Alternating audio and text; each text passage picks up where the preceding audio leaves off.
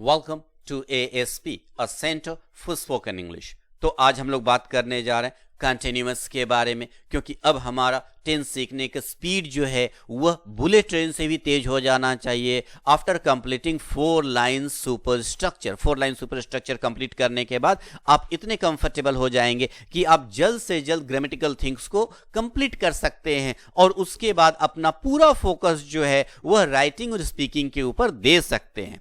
तो चलिए आज हम कंटिन्यूअस की बात करते हैं। कंटिन्यूअस का मतलब ही हुआ, नाम में ही छिपा हुआ है, कंटिन्यूटी ऑफ वर्क, किसी काम की निरंतरता, लगातार बने रहना। मींस अगर कोई काम लगातार हम बात कर रहे हैं, प्रेजेंट में लगातार चल रहा है, प्रेजेंट कंटिन्यूअस, पास्ट में लगातार चल रहा था, पास्ट कंटिन्यूअस, फ्यूचर में लगातार चल रहा होगा, future continuous. Means continuity of work, यह काम की निरंतरता को दिखलाता है। तो एक एक करके अब हम लोग बात करते हैं। सबसे पहले बात करेंगे प्रेजेंट कंटिन्यूअस की, फिर बात करेंगे पास्ट कंटिन्यूअस की और फिर बात करेंगे फ्यूचर कंटिन्यूअस की। और जब भी हम किसी भी टेंस के बारे में बात करेंगे तो सबसे ज्यादा इंपॉर्टेंट 2 चीजें, आइडेंटिफिकेशन एंड रूल। हर जगह आइडेंटिफिकेशन एंड रूल हमें सीखना है, जिसमें आपको पता है रूल्स क्या होगा।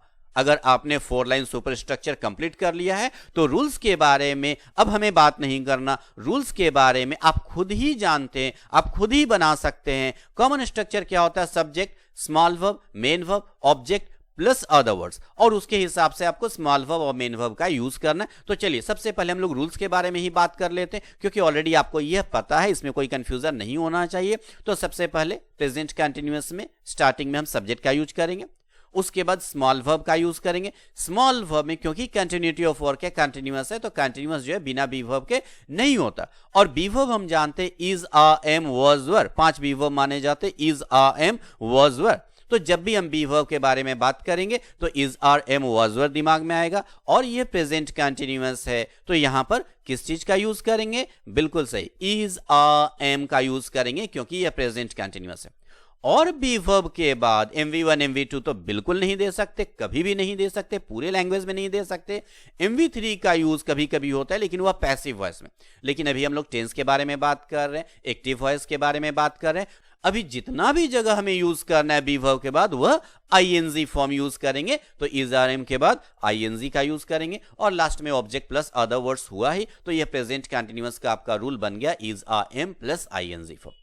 फर्स्ट कंटिन्यूअस के रूल में चलते हैं। सबसे पहले सब्जेक्ट देंगे, उसके बाद स्मॉल वर्ब। फर्स्ट कंटिन्यूअस है तो बी वर्ब का पास्ट फॉर्म हो गया वाज, वेर, तो यहां पर स्मॉल वर्ब के रूप में वाज, वेर का यूज करेंगे। और क्योंकि ये वाज, वेर भी बी वर्ब है तो बी के बाद मेन वर्ब का ING फॉर्म यूज करेंगे और लास्ट में ऑब्जेक्ट प्लस अदर वर्ड्स, तो यह भी आपका रूल बनके तैयार हो गया। इसी तरीके से फ्यूचर कंटिन्यूअस में जाएंगे, subject plus small verb, future continuous, combination of 2 tenses. यह 2 टेंसेस का कॉम्बिनेशन है, future plus continuous. So future के लिए स्मॉल वर्ब देंगे शैल या विल। कंटिन्यूअस के लिए क्या स्मॉल वर्ब होगा? Be verb.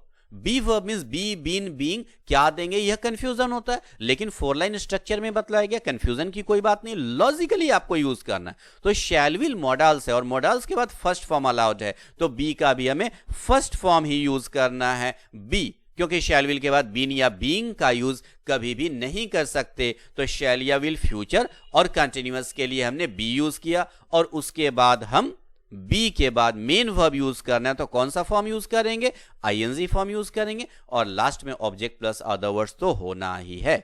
तो देखिए आराम से कैसे आपने प्रेजेंट कंटिन्यूअस, पास्ट कंटिन्यूअस और फ्यूचर कंटिन्यूअस का रूल्स आपने तैयार कर लिया, मतलब आपके दिमाग में रूल्स जो है वह सेट हो गया। लेकिन इसके बाद मेन चीज होता है कि आपको अपने लैंग्वेज में आइडेंटिफाई करना मालूम है या नहीं, आपको आइडेंटिफिकेशन के बारे में पता है या नहीं। अगर कंसेप्ट पता नहीं है तो आपको प्रॉब्लम होगा। और श्योर रहिए आगे आने वाले समय में आप खुद बोलिएगा इंग्लिश का रूल्स रेगुलेशंस तो एकदम इजी है, बस कंसेप्ट में थोड़ा प्रॉब्लम होता है, तो वह आपको समझना है, क्योंकि उसे आपको अपने लैंग्वेज में समझना है। अगर आप अपने लैंग्वेज में प्रॉब्लम आप फेस करेंगे तो फिर इंग्लिश को कैसे सीख पाएंगे? तो अच्छे से कंसेप्ट को समझिए। सबसे पहले हम बुक्स की बात करते हैं। सबसे पहले हम बात करते हैं जो आपने पहले सीखा होगा कि प्रेजेंट कंटिन्यूअस को कैसे आइडेंटिफाई करेंगे। रहा है, रहे हैं, रही है। जब लास्ट में रहे, वह जा रहा है, वह आ रहा है, वे लोग पढ़ रहे हैं, तुम यह काम कर रहे हो, वह यहां आ रही है, वह एक गाना गा रही है। जब रहा है, रहे हैं, रही है, लास्ट में अगर हो तो उसे हम प्रेजेंट कंटिन्यूअस बोलते हैं। पास्ट कंटिन्यूअस किसे बोलते हैं? जब लास्ट में रहा था, रहे थे, रही थी, रहे।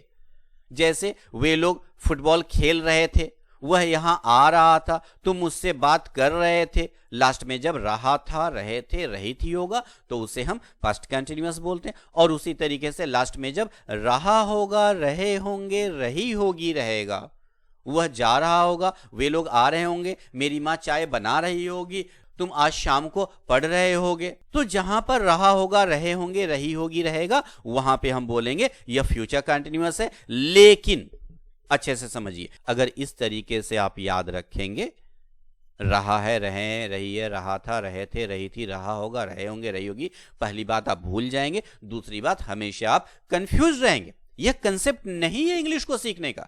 हर चीज को हम अपने लैंग्वेज के हिसाब से नहीं बैठा सकते। ऐसा नहीं कि हिंदी को देख करके इंग्लिश बनी या इंग्लिश को देख करके हिंदी बना, ऐसा नहीं है।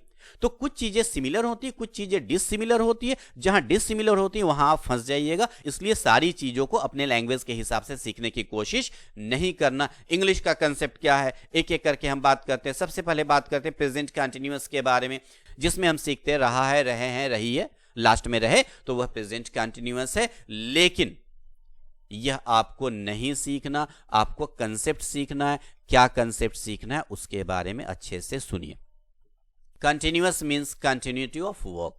सो प्रेजेंट कंटिन्यूअस क्या बतलाता है? प्रेजेंट में कोई काम कंटिन्यू अगर चल रहा है वह प्रेजेंट कंटिन्यूअस है। प्रेजेंट में कोई काम कंटिन्यू अगर चल रहा है तो वह प्रेजेंट कंटिन्यूअस है। केवल रहा है, रहे, रही आपको नहीं देखना। कोई काम प्रेजेंट में लगातार चल रहा है वह प्रेजेंट कंटिन्यूअस है। आपको सोचना है लगातार चल रहा है काम या नहीं चल रहा है। मैं आपको पढ़ा रहा हूं, मेरा पढ़ाने का काम लगातार चल रहा है, प्रेजेंट कंटिन्यूअस। आप इस वीडियो को देख रहे हैं तो बिल्कुल सही। आप इस वीडियो को देख रहे हैं तो देखने का काम आपका लगातार चल रहा है तो वह प्रेजेंट कंटिन्यूअस हो गया। मैं आपको समझा रहा हूं, समझाने का काम लगातार चल रहा है। आप समझ रहे हैं, आपका समझने का काम लगातार चल रहा है। मैं बोल रहा हूं, मेरा बोलने का काम लगातार चल रहा है। आप सुन रहे हैं, आपका सुनने का काम लगातार प्रेजेंट में चल रहा है। तो यह सब प्रेजेंट कंटिन्यूअस है। लेकिन अगर बोला जाए मैं बैठा हूं, मैं बैठा हूं, अब देखिए बैठा रहा हूं नहीं है, मैं बैठा हूं, रहा है, रहे, रही है नहीं है यहां पे। फिर भी सेंटेंस से क्या पता चल रहा है? मैं बैठा हूं यानी मेरे बैठने का काम लगातार चल रहा है। तो यह भी प्रेजेंट कंटिन्यूअस है। यहां पर भी हमें इंग्लिश में is are am plus ING form का यूज करना। आप खड़े हैं, खड़े रहे हैं नहीं है, आप खड़े हैं। अगर आप खड़े हैं तो आपके खड़े होने का काम कंटिन्यू चल रहा है प्रेजेंट में, तो उसे भी प्रेजेंट कंटिन्यूअस ही समझना है। चलिए अब कुछ एग्जांपल्स के जरिए हम लोग समझते हैं जिससे पूरा कंसेप्ट जो है वह क्लियर हो जाए। सबसे पहले वे लोग फुटबॉल खेल रहे हैं, खेल रहे हैं वर्ब है और खेलने का काम उनका लगातार प्रेजेंट में चल रहा है तो यह प्रेजेंट कंटिन्यूअस हुआ। हम लोग इंग्लिश सीख रहे हैं, सीख रहे हैं वर्ब हुआ, सीखने का काम हमारा लगातार चल रहा है प्रेजेंट कंटिन्यूअस हुआ। तुम अपने दोस्तों को बुला रहे हो, बुलाने का काम लगातार चल रहा है तो यह प्रेजेंट कंटिन्यूअस हुआ। वह पेड़ के नीचे बैठा है। अब देखिए यहां से ट्विस्ट आ गया, बैठा है। अब यहां पर बैठा है में बैठा रहा है, बैठ रहा है यह नहीं है, वह पेड़ के नीचे बैठा है। लेकिन इससे क्या पता चल रहा है? उसके बैठने का काम कंटिन्यू चल रहा है तो यह भी प्रेजेंट कंटिन्यूअस है। वह एक टोपी पहने हुए है, पहनना का वेयर, तो उसका वेयरिंग का काम, पहनने का काम लगातार चल रहा है क्योंकि वह टोपी लगातार उसके सर पर है। तो यह भी कंटिन्यूटी ऑफ वर्क दिखला रहा है, कंटिन्यूटी ऑफ वर्ब दिखला रहा है तो यह भी प्रेजेंट कंटिन्यूअस है। तो चलिए अब सेंटेंस को बनाते, जो भी आपने रूल सीखा उसके हिसाब से सेंटेंस को बनाते और देखते हम ये सब सेंटेंस आराम से बना सकते हैं या नहीं। सब्जेक्ट वे लोग, खेल रहे हैं वर्ब हो गया, क्या खेल रहे हैं? फुटबॉल। क्या किसको से सवाल करेंगे ऑब्जेक्ट के लिए? फुटबॉल ऑब्जेक्ट हो गया।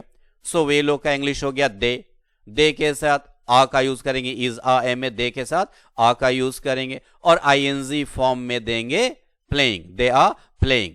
क्या खेल रहे हैं भाई? फुटबॉल। तो फाइनल हमारा सेंटेंस तैयार हो गया, दे आर प्लेइंग फुटबॉल। हम लोग इंग्लिश सीख रहे हैं, सब्जेक्ट हम लोग सीख रहे हैं वर्ब, क्या सीख रहे हैं? इंग्लिश। तो ये ऑब्जेक्ट हो गया। चलिए ट्रांसलेशन इसका बनाते हैं हम लोग। वी सीख रहे हैं, सो वी के साथ इज आ एम में क्या देंगे, आ, और सीखना का लर्न होता है तो लर्निंग हो गया। वी आर लर्निंग, क्या सीख रहे हैं भाई, English, we are learning English.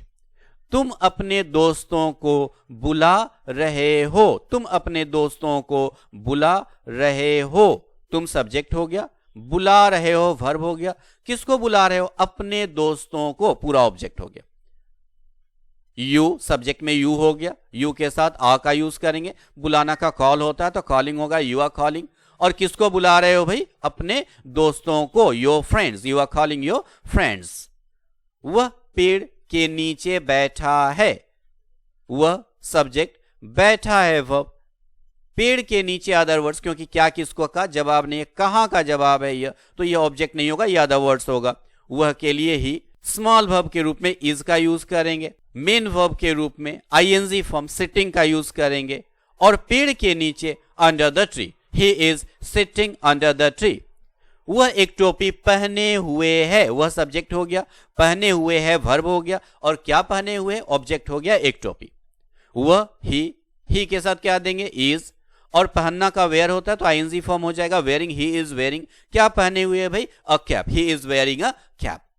तो आराम से आप पूरे 100% गारंटी के साथ समझ सकते हो कि प्रेजेंट कंटीन्यूअस कैसे यूज होता है, कहां यूज करना चाहिए और उसको ट्रांसलेट कैसे करेंगे। चलिए नेक्स्ट में चलते हैं, पास्ट कंटीन्यूअस के बारे में बात करते हैं। जहां रहा था, रहे थे, रही थी हम लोग समझते हैं आइडेंटिफिकेशन के लिए, लेकिन यहां पर भी जैसे हमने प्रेजेंट कंटीन्यूअस में देखा कंसेप्ट की बात है, कंसेप्ट समझना चाहिए। कंसेप्ट क्या है कि कोई काम पास्ट में लगातार चल रहा था, खत्म नहीं हुआ था। खत्म अगर हो गया था पास्ट में तो पास्ट इंडेफिनिट, सब्जेक्ट प्लस एमवी2। यहां खत्म नहीं हुआ था, लगातार चल रहा था। जैसे आप सुबह में उठे, अगर आपके फादर सुबह में तैयार हो रहे थे ऑफिस के लिए तो आपके फादर का तैयार होना कंटिन्यू चल रहा था। अगर आपकी मां खाना बना रही थी तो आपकी मां का खाना बनाने का काम कंटिन्यू चल रहा था। अगर आपका भाई टीवी देख रहा था तो टीवी देखने का काम उसका लगातार पास्ट में चल रहा था। अगर आपकी बहन उस समय अपना होम टास्क पूरा कर रही थी तो आपकी बहन का होम टास्क पूरा करने का काम कंटिन्यू चल रहा था। पास्ट में कोई एक पॉइंट आपको बतलाना होगा, कोई एक पॉइंट ऑफ टाइम बतलाना होगा कि भाई इस समय में यह काम पूरा नहीं हुआ था, बल्कि उस समय जब आपने उस काम के बारे में जाना, जब उस एक्टिविटी को आपने होते हुए देखा, जब उस काम के बारे में आपने जाना, तो उस समय at that point of time वह काम कंटिन्यू चल रहा था, लगातार चल रहा था।